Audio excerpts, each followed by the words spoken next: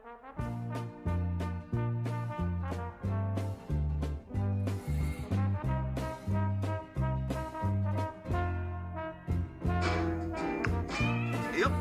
teď spořádám tolik drog, že by to klidně uspalo celý Manhattan, Long Island i Queens.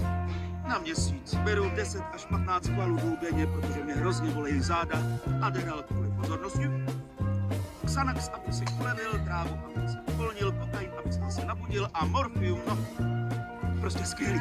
Ahoj, Nejte. Dobré ráno.